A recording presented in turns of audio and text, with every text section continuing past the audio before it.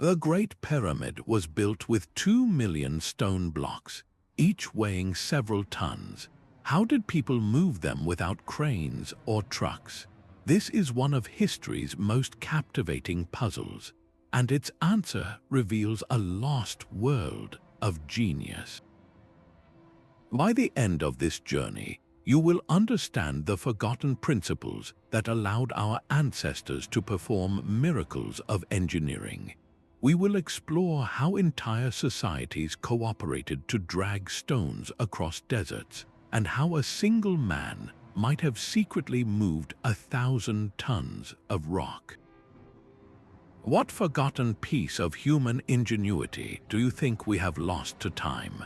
A single worker leans into a long wooden pole, and a stone block that seemed utterly immovable groans and shifts on its bed of sand. This quiet moment of triumph reveals one of history's most powerful secrets, the lever. It was more than just a tool. It was a fundamental principle of physics harnessed by human ingenuity. The ancient builders understood that by using a rigid beam and a pivot point called a fulcrum, they could trade distance for force. A small push over a long distance on one end of the lever could generate a massive, powerful lift over a short distance on the other. This is the principle of mechanical advantage, a concept famously articulated by Archimedes when he declared he could move the world with a lever long enough and a place to stand. For the pyramid builders, this was not a theoretical idea but a daily reality. Imagine the precise placement of a final cornerstone, or the careful hoisting of a massive stone lintel over a doorway. A team could not simply lift such a weight, but with a few well-placed logs and a coordinated effort, they could nudge it upward, inch by controlled inch. The profound elegance of the lever is its breathtaking simplicity, proving that the most monumental human achievements often begin with the most basic of tools. This foundational concept of redirecting force leads us directly to another simple machine that transformed the Earth itself. But even with a gentle slope, the sheer friction of stone against Earth would have made progress agonizingly slow. To solve this, ancient engineers turned the ground itself into a fluid surface. They discovered that by placing a path of wooden rollers beneath a massive stone sledge, they could dramatically reduce the resistance.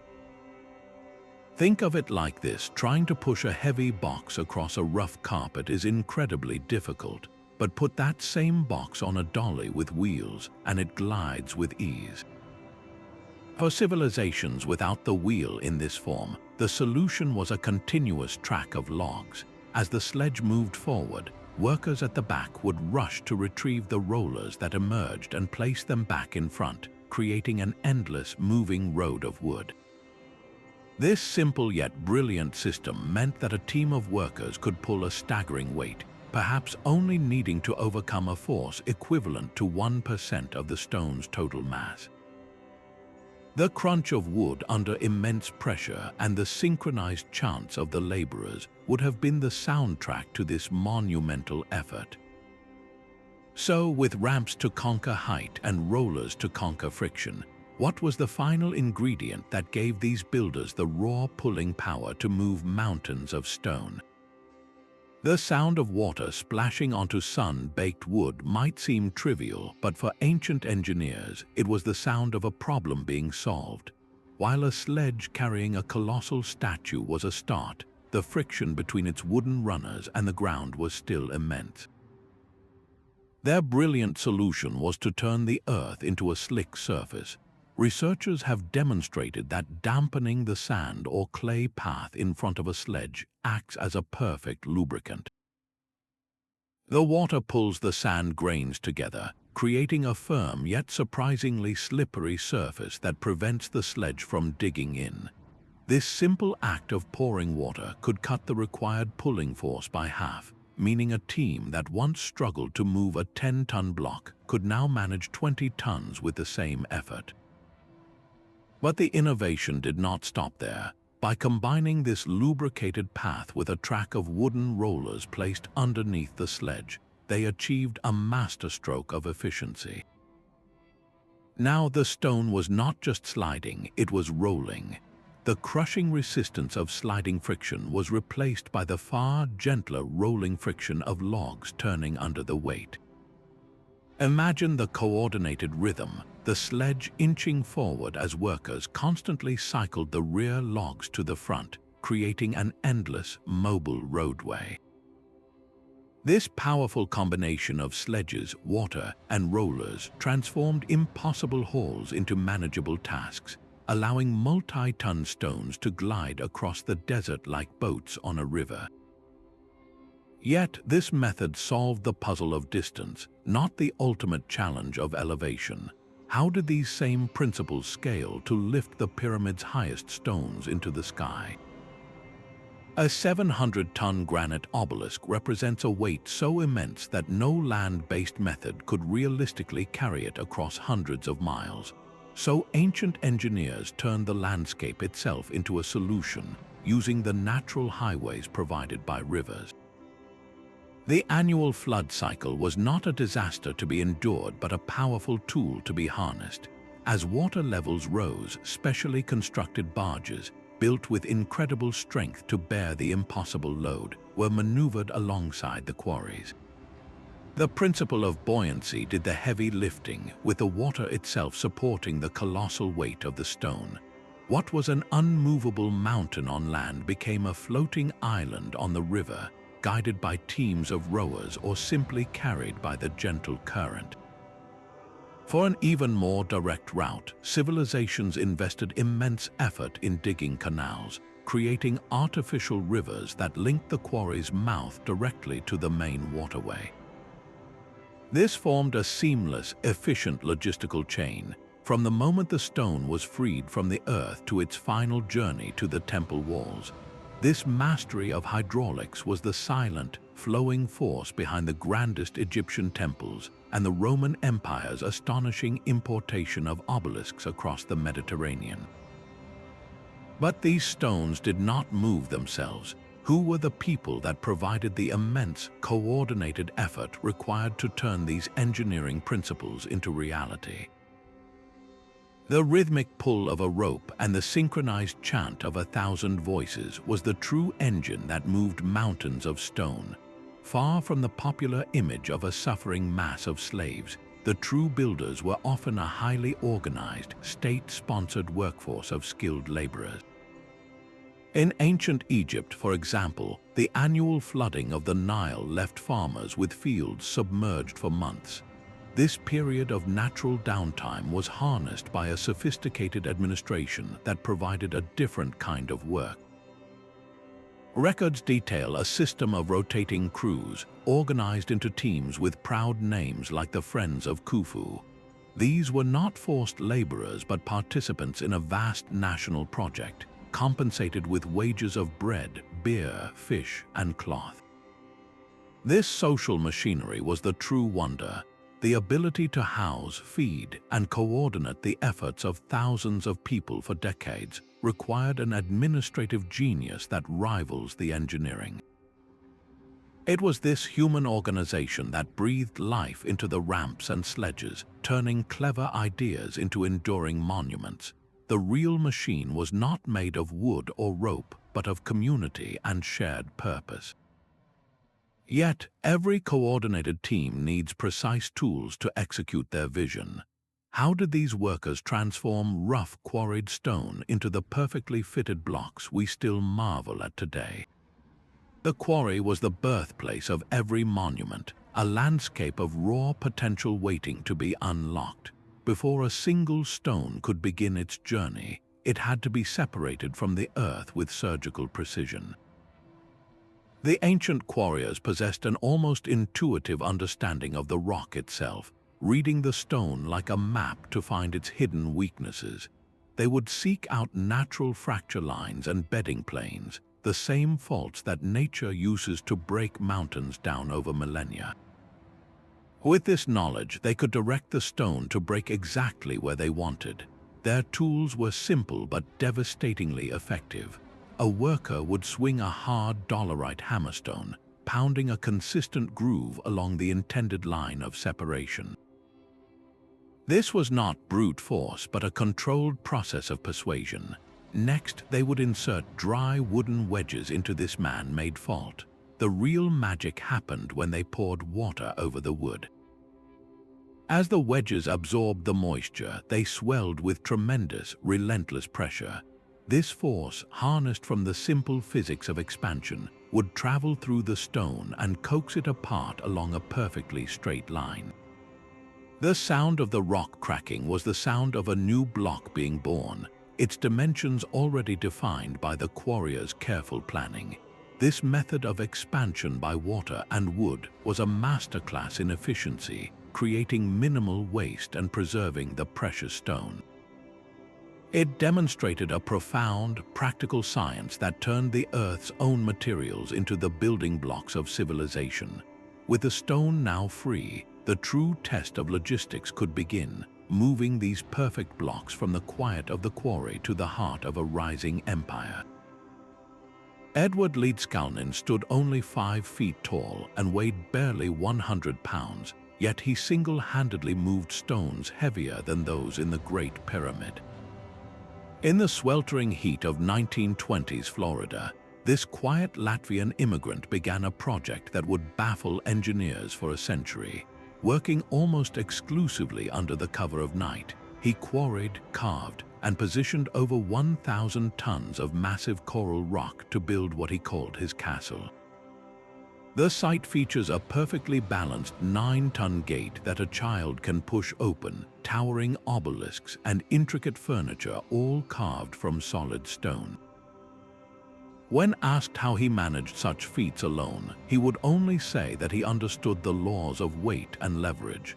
This statement echoes the very principles we have traced back to the ancients, yet his solitary scale defies easy explanation.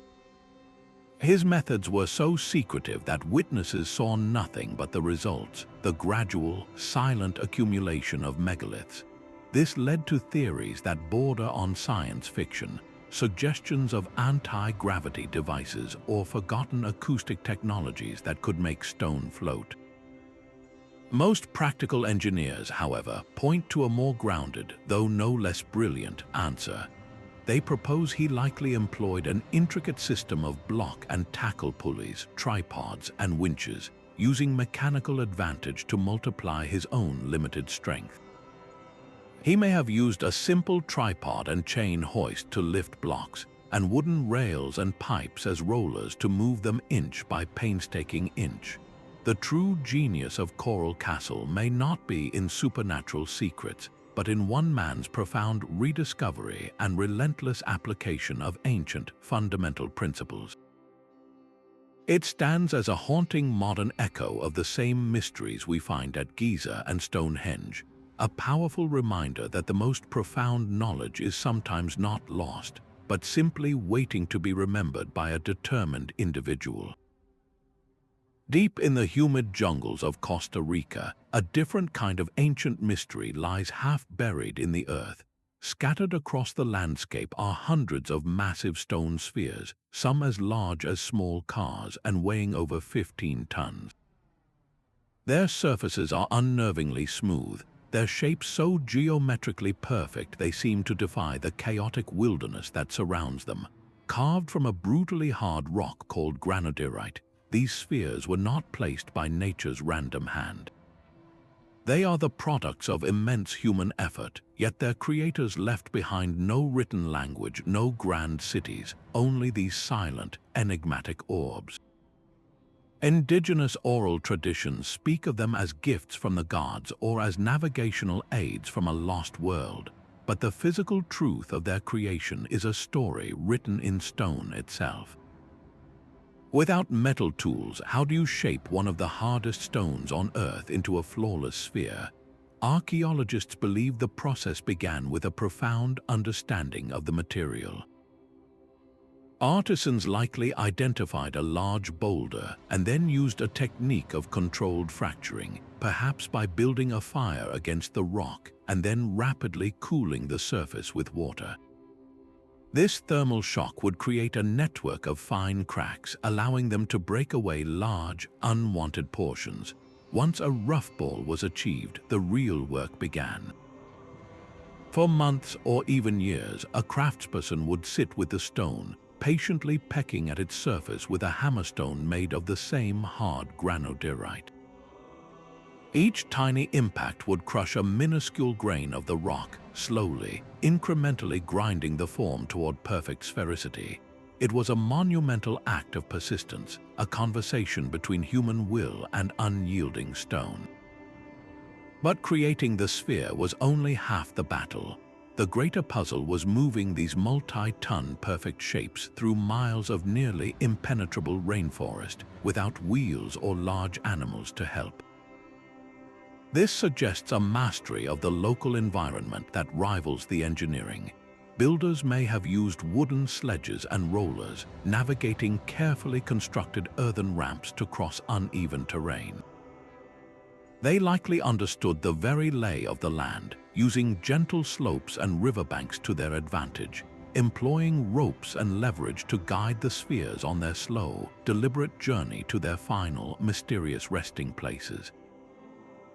These isolated artifacts stand as a powerful testament to a unique and sophisticated engineering tradition, one that solved the same fundamental problems of mass and movement, but in a world entirely separate from the deserts of Egypt or the plains of Salisbury. These immense stone faces, some standing over 3 meters tall, gaze outward with a serene and ancient authority.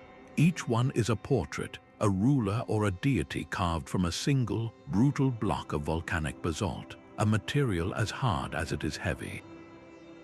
The sheer physical presence of these heads is staggering, but their true story is written across the landscape itself. The basalt for these monuments came from the Tuxtla Mountains, a journey of up to 100 kilometers through dense rainforests, swamps, and rivers. How does a society without wheels, without metal tools, and without domesticated animals like oxen or horses move a 50-ton block of stone such a distance?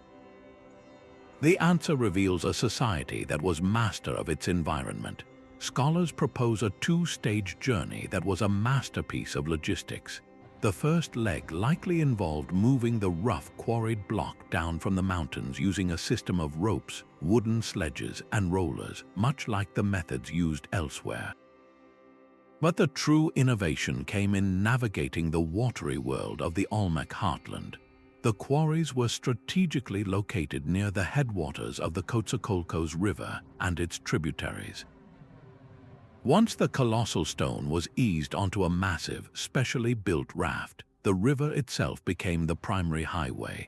The current would have done much of the work, floating the immense weight with an efficiency impossible to achieve on land. Teams of people in canoes could have guided and pulled these stone-laden rafts for the majority of the journey, a silent, stately procession through the jungle. Yet rivers do not flow directly to every destination. The final stage required hauling the monolith overland to its ceremonial center. This is where the true scale of Olmec social organization becomes clear. Moving a single head would have required the coordinated muscle of hundreds, perhaps thousands, of individuals pulling on heavy ropes made from plant fibers. They would have laid down a path of wooden rollers, constantly recycling them from back to front, inching the stone forward through the humid air. The sound would have been a chorus of grunting labor, splashing water used to lubricate the path, and the deep groan of wood under unimaginable pressure. This was not merely a technical challenge, it was a powerful public demonstration of a ruler's ability to command the population itself. The arrival of a new head in the central plaza was more than an artistic achievement. It was a tangible, undeniable statement of political and spiritual power, an eternal monument to the community that labored to place it there. The silence of Easter Island is broken only by the wind, a sound that once may have mixed with the rhythmic creak of ropes and the collective breath of a community moving a god. The island's iconic Moai statues stand with their backs to the sea, but their journey began inland at the volcanic quarry of Rono.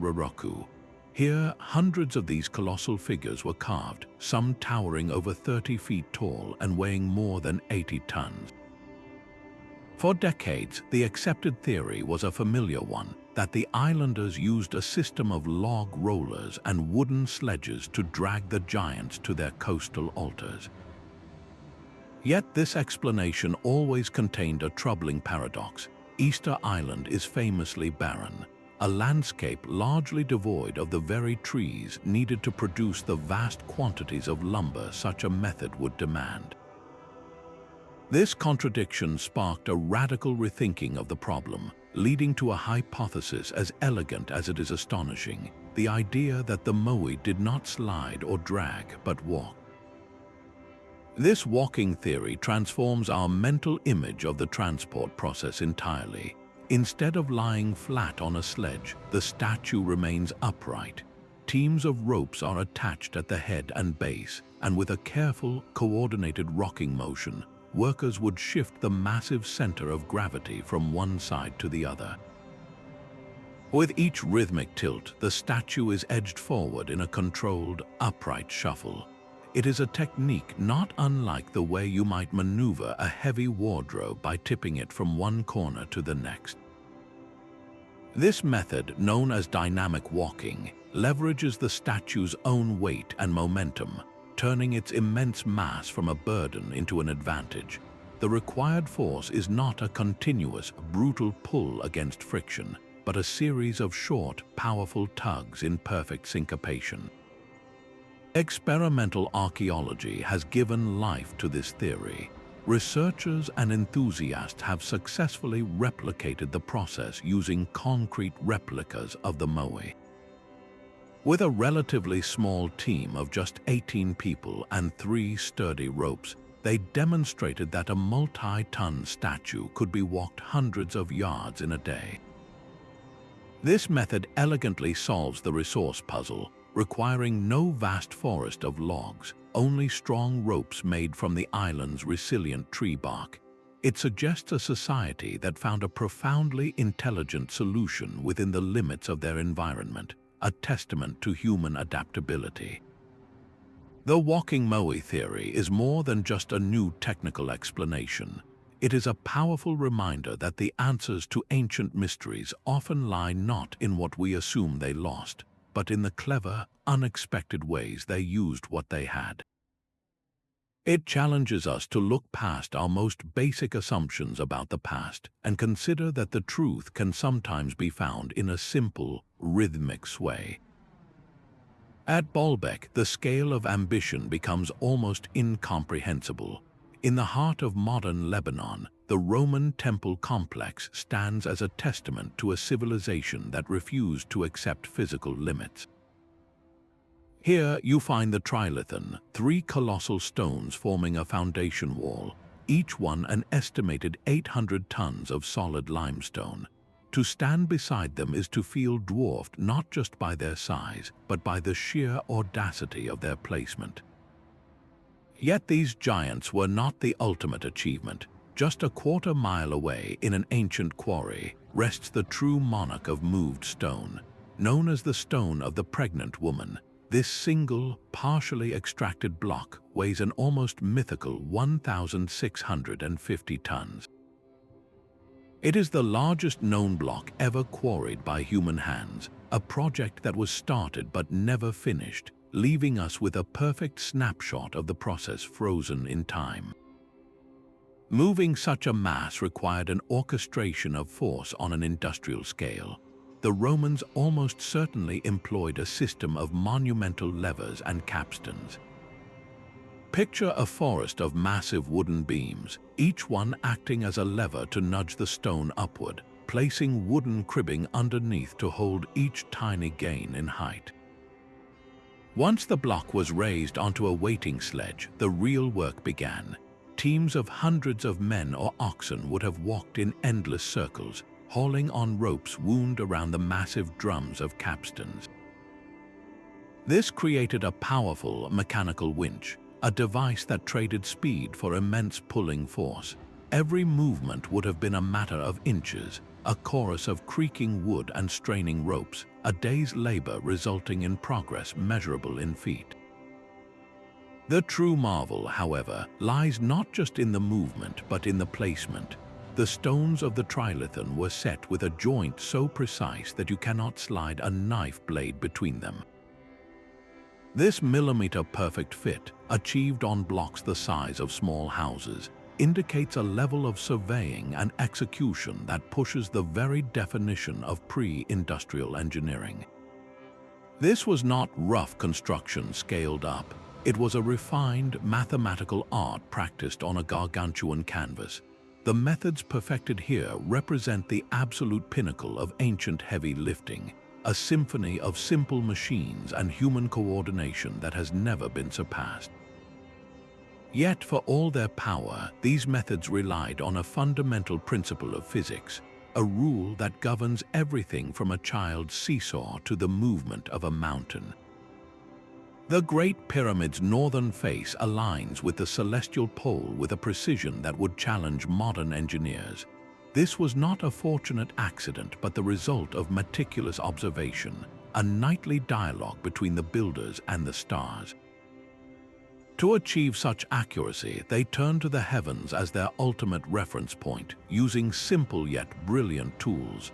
One of these was the Merkit, an instrument that functioned like an ancient theodolite.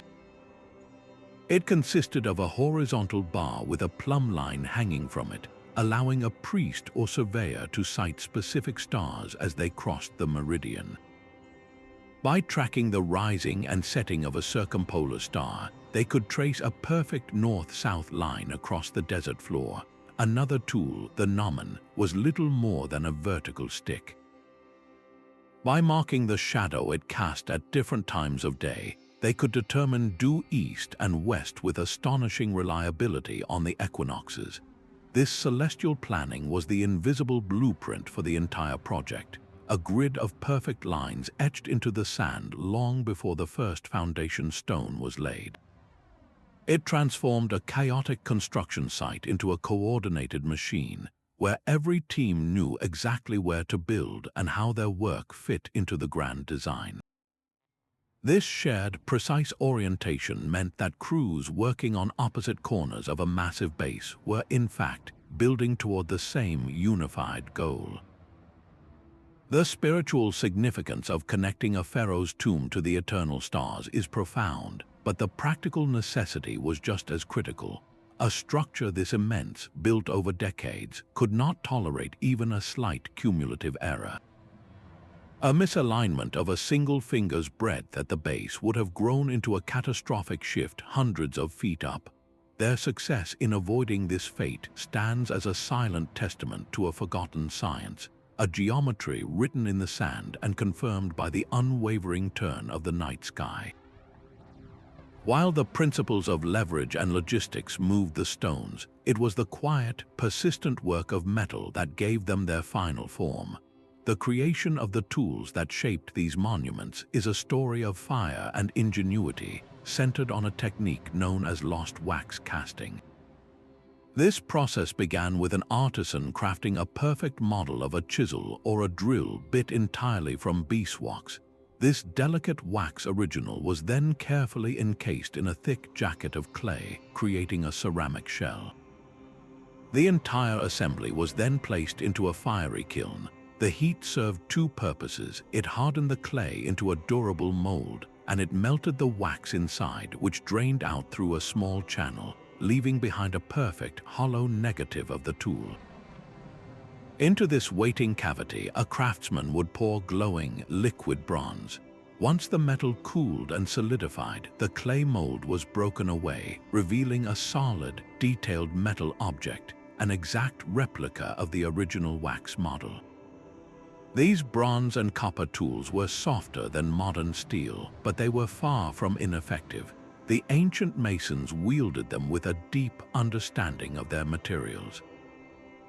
They knew that the metal alone was not always enough to cut through hard stone like granite, so they employed a clever partnership, using the metal tool as a sturdy holder for a far harder substance. By adding an abrasive slurry of water and crushed quartz sand between the tool and the stone, they transformed a simple copper saw into a powerful cutting instrument. The quartz crystals, harder than most stones, did the actual grinding, while the metal tool guided the cut and supplied the pressure. This combination allowed for astonishing precision, from drilling deep, clean holes for levers to sawing massive blocks into perfectly flat surfaces. This synergy between the furnace and the quarry was absolutely essential. It was the final, crucial step that turned a rough quarried block into a building stone that could be locked into place with millimeter perfection. The stark contrast between myth and reality is written in the bones of the pyramid builders themselves.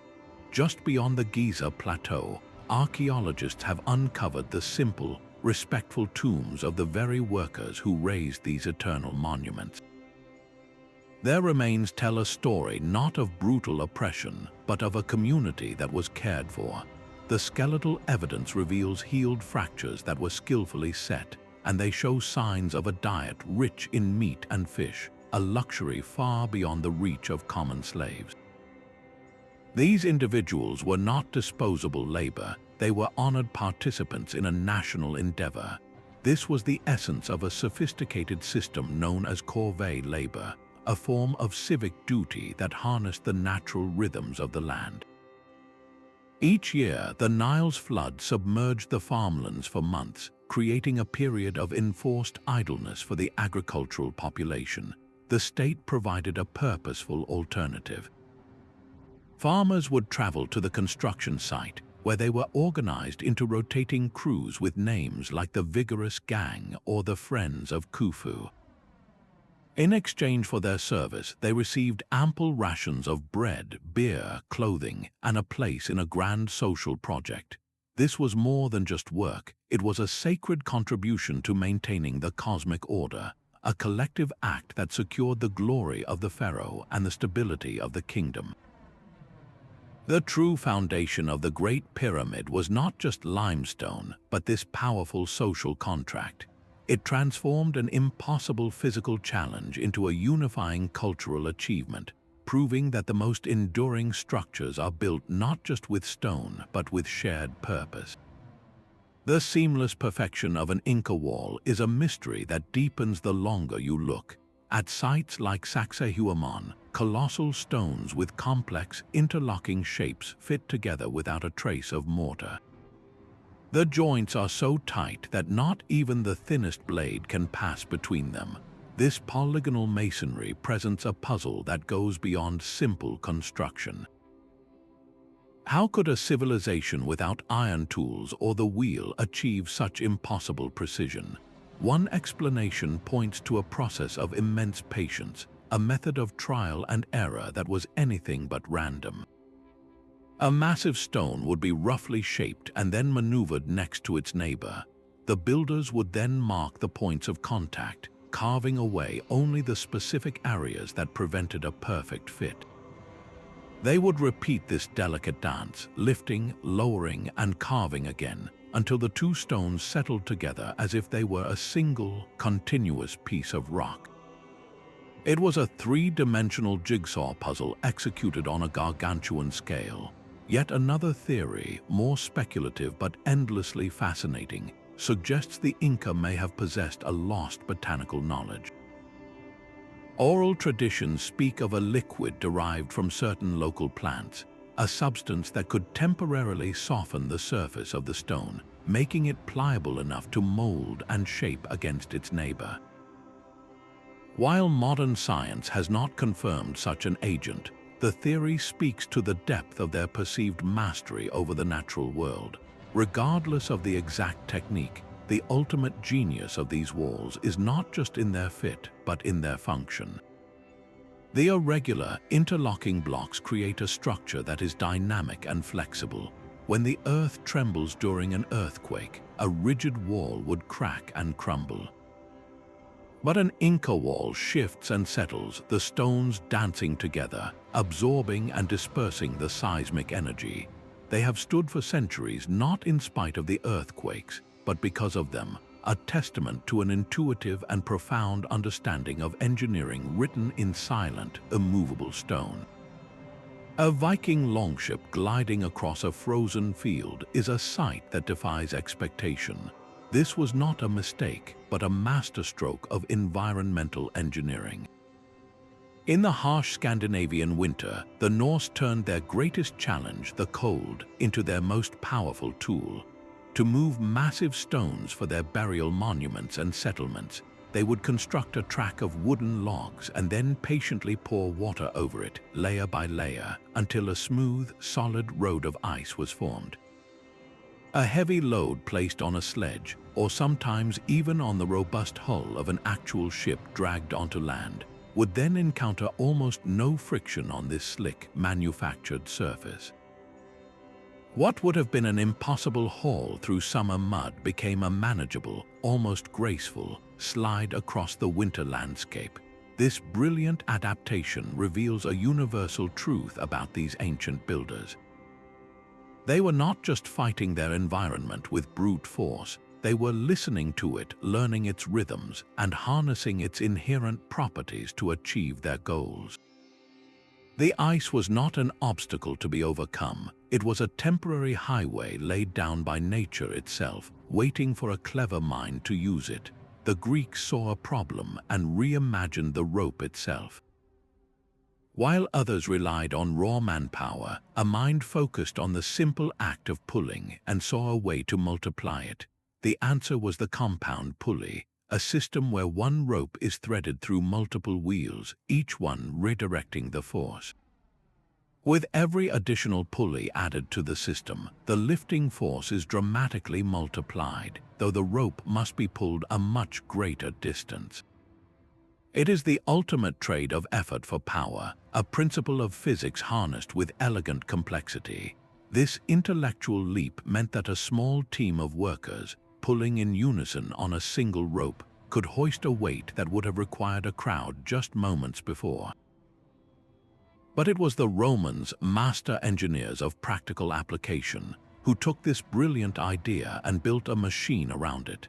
They created the treadwheel crane, a wooden giant that turned human footsteps into immense lifting force. Picture a massive hollow wheel like a giant hamster wheel standing 2 stories tall. Inside, several men would walk endlessly forward, their collective weight and motion turning the wheel. This rotation was transferred through a series of wooden gears to a central drum, winding up a heavy rope laden with stone.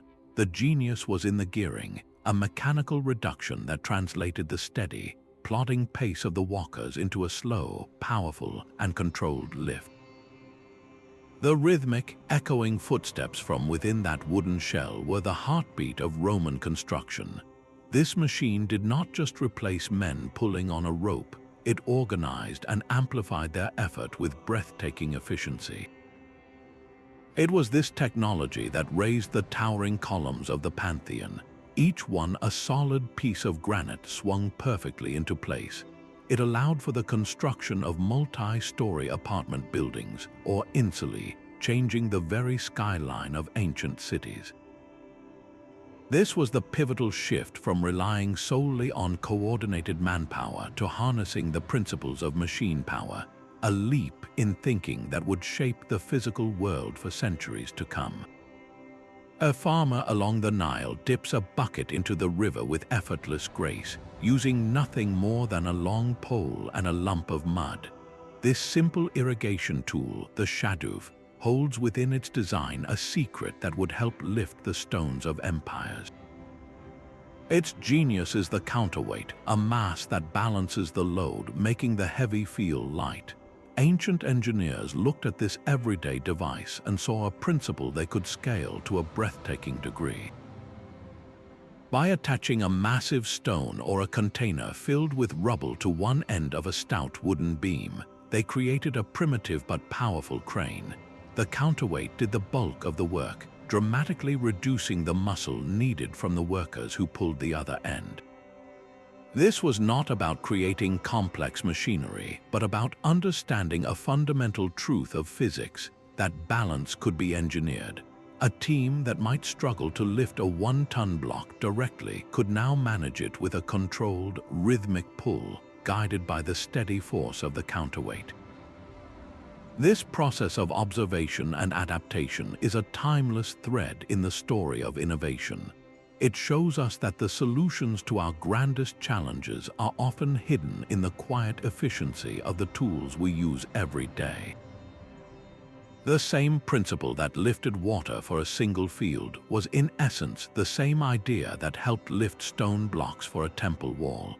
It reveals a world where innovation was not about inventing from nothing, but about seeing the extraordinary potential embedded in the ordinary. The steady rhythm of a drumbeat echoes not just in ceremony, but in a tantalizing legend of pure power. Stories from the high plateaus of Tibet tell of monks who, using nothing but the coordinated sound of massive drums and long trumpets, could lift heavy stones and guide them effortlessly through the air to their place on a temple wall. This idea of acoustic levitation sits at the furthest edge of historical possibility, a theory that challenges our entire understanding of the ancient world's capabilities. Modern science gives this legend a whisper of plausibility, but on a scale almost too small to comprehend. In laboratories today, researchers use precisely tuned speakers to create what are known as standing waves. These are patterns of sound energy where the pressure points are so intense they can counteract gravity itself, suspending tiny droplets of water or specks of plastic in a stable pocket of air. The physics is real, yet the energy required to levitate an object scales exponentially with its size.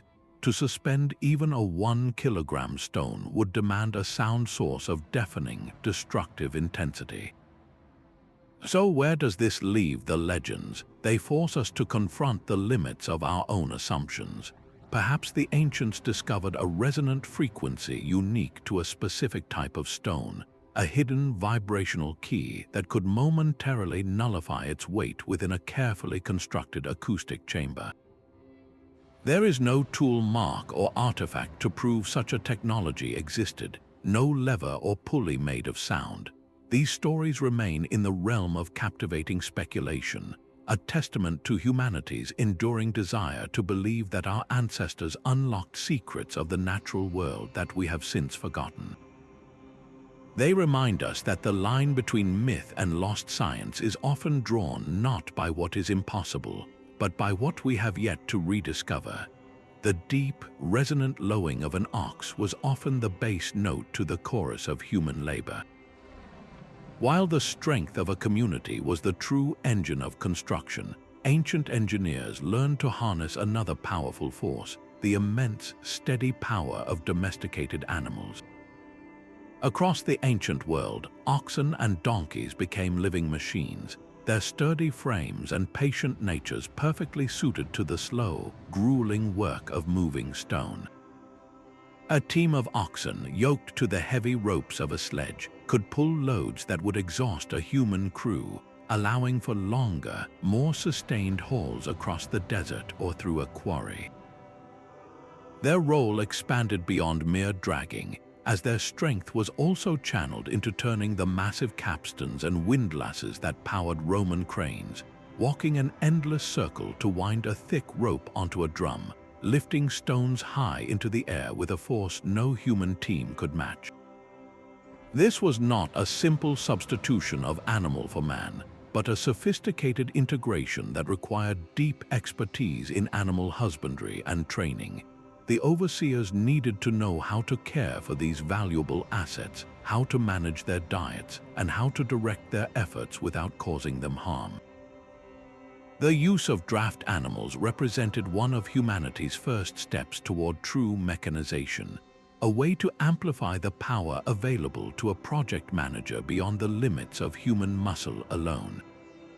In the dense forests of India and Southeast Asia, an even more formidable partner entered the scene. The elephant, with its colossal strength and surprising dexterity, became an irreplaceable asset. Trained from a young age, These intelligent giants could use their heads and trunks to lift and position massive timbers for palace roofs or nudge perfectly carved stone blocks into their final resting place with a delicate precision that seems to defy their size.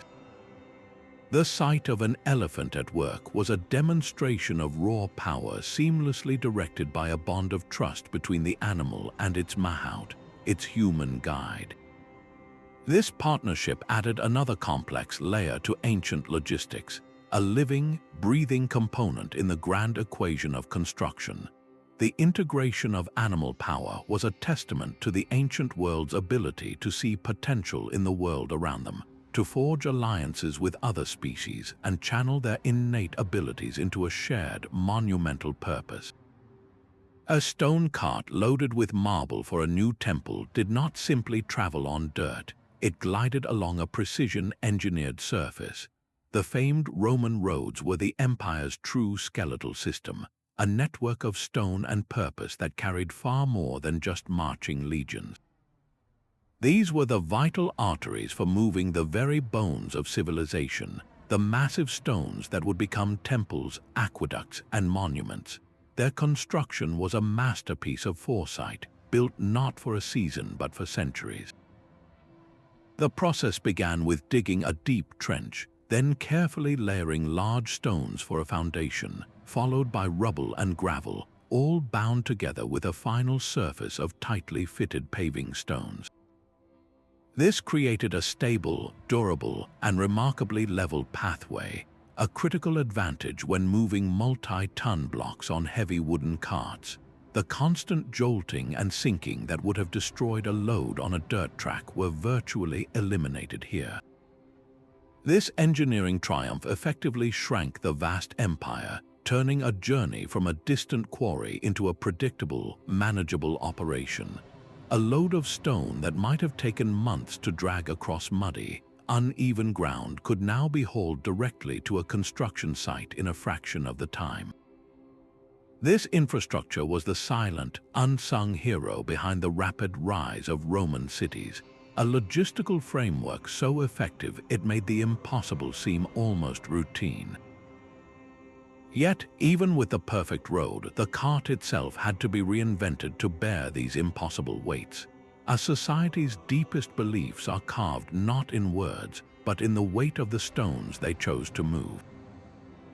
The immense labor of hauling a 70-ton block was never just about construction. It was a profound declaration of meaning. For the Egyptians, the pyramid was far more than a royal tomb. Its smooth, ascending sides were a ramp for the pharaoh's soul to climb toward the eternal stars, a recreation of the primordial mound that first emerged from the waters of chaos at the dawn of creation.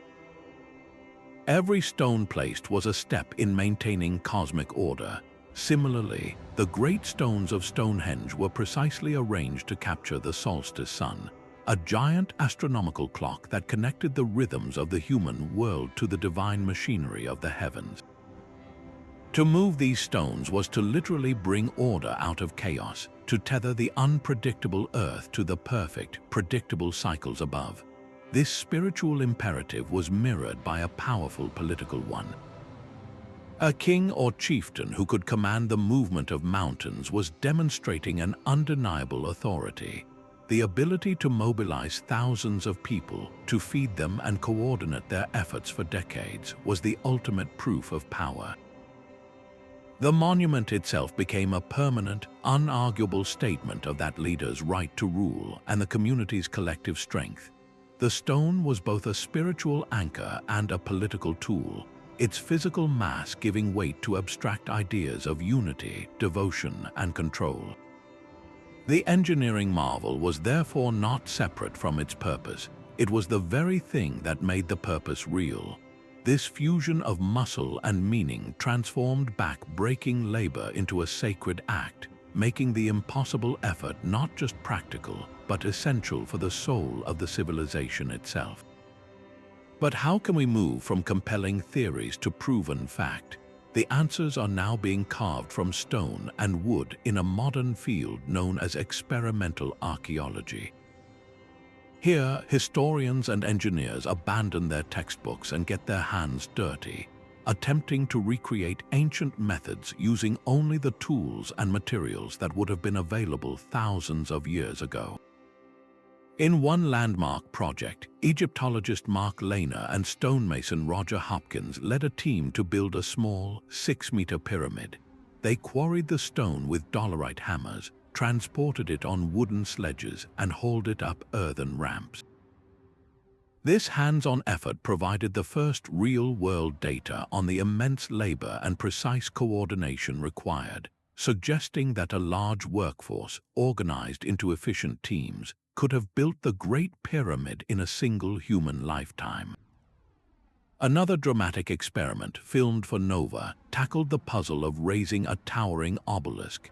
The team constructed a massive, funnel-shaped enclosure filled with sand, placing the stone's base at the pivot point. They then slowly, carefully drained the sand from a small opening at the bottom. As the sand level dropped, the obelisk gracefully descended, its base pivoting downward until its own immense weight drove it upright into its waiting foundation. This successful test transformed a theoretical idea into a tangible, working reality.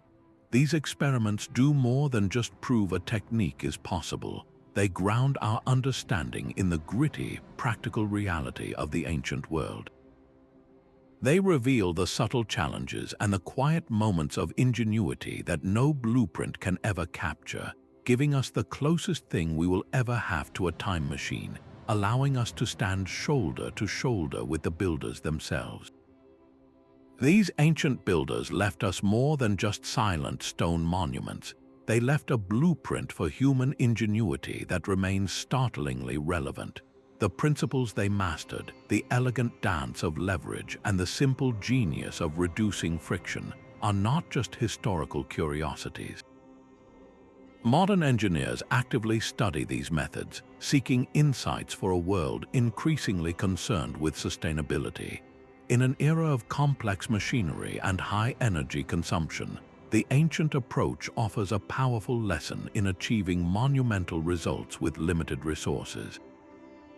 Their entire philosophy was built around longevity, creating structures designed to endure for thousands of years.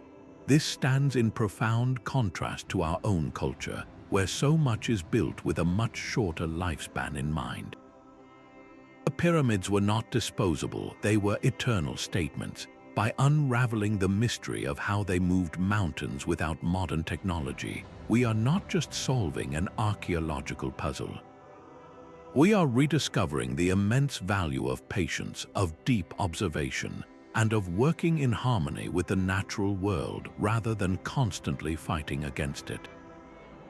These are not merely romantic ideas, they are practical, urgent lessons. As we face our own global challenges, from resource scarcity to the need for resilient infrastructure, the wisdom of the ancients whispers a compelling question. Have we, in our rush for the new, forgotten some of the most profound and enduring solutions ever discovered? From the levers of Egypt to the walking Moai of Easter Island, this entire story is a powerful testament to the boundless potential of human creativity and cooperation. We have journeyed together through the elegant physics of simple machines, the monumental logistics of vast workforces, and the profound symbolism that gave these endeavors their soul. What emerges is a clear portrait not of primitive people, but of master engineers, brilliant project managers, and visionary artists whose enduring legacy continues to both inspire and humble our modern world. The next time your eyes rest upon an ancient monument, see past the silent stone. Remember the rhythmic pull of 1,000 ropes, the patient application of a fundamental law of physics, and the shared purpose of a community reaching for eternity. This legacy of ingenuity is a gift from our ancestors, a reminder of what we can achieve when we apply our minds in harmony with the world around us. If this exploration into our shared past has sparked your curiosity, we invite you to subscribe for more journeys into history's greatest mysteries. We would love to hear your own thoughts on these ancient wonders in the comments below.